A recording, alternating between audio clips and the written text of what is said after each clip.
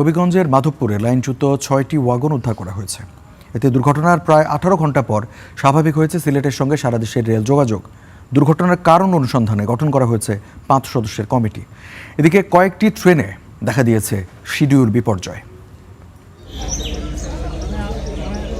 রাস্তার পাশে পড়ে আছে তেলবাহী ভারী ওয়াগন, পাশেই বড় ক্রেন দিয়ে তোলা হচ্ছে লাইনচ্যুত কন্টেইনার। রেল যোগাযোগ স্বাভাবিক করতে চলছে জোর তৎপরতা। বুধবার রাত ৯:৩০টার দিকে চট্টগ্রাম থেকে সিলেটগামী তেলবাহী ট্রেনটি মন্তলা স্টেশন অতিক্রম করে শাহপুর এলাকায় পৌঁছালে ৬টি কন্টেইনার লাইনচ্যুত হয়।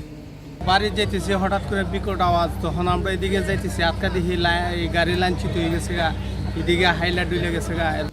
খবর পেয়ে রাতেই আখাউড়া থেকে একটি রিলিফ ট্রেন ঘটনাস্থলে এসে উদ্ধার কাজ শুরু করে। দুপুরের মধ্যে ট্রেন চলাচল স্বাভাবিক হবে বলে জানিয়েছে রেলওয়ে কর্তৃপক্ষ। আমরা ধারণা করতেছি হয়তো বেলা ১টা-২টোর মধ্যে হয়তো বা রেল চলাচল স্বাভাবিক হবে। এদিকে দুর্ঘটনার পরপরই ছড়িয়ে পড়া তেল সংগ্রহ করতে আশপাশের মানুষ ভিড় করলে ঝুঁকিপূর্ণ পরিস্থিতির সৃষ্টি হয়। পরে পরিস্থিতি নিয়ন্ত্রণে বিজিব ও সেনাবাহিনী মোতায়েন করা হয়।